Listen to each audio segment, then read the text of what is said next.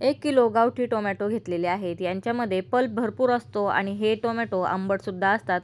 Tomato धुवून घ्यायचं, वरचा पाट काढून टोमॅटो बारीक कापून घ्यायचं. 1.5 चमचा जाडं मीठ घालायचं म्हणजे केचप खराब होत नाही. 4 लवंगा, 2 मिऱ्या, छोटा दालचिनीचा तुकडा, छोट्या कांद्यातील पाव भाग, 1 लसूणची पाकळी, अर्धा इंचापेक्षा कमी सोललेलं अद्रकचा तुकडा टाकून चांगलं मिक्स करायचं. झाकण ठेवायचं. मीडियम फ्लेमवरती 10 मिनिटं टोमॅटो शिजवून घ्यायचे आहेत. टोमॅटोची सालं इथे वेगळी झालेली आहेत.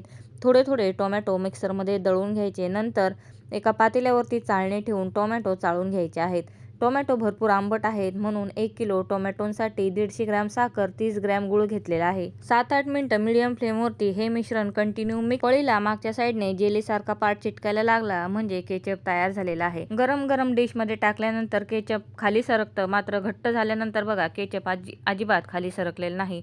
पळीच्या मागच्या साईडला सुद्धा या पद्धतीने केचप चेक करू शकता. इथे 20 रुपयाच्या टोमॅटोपासून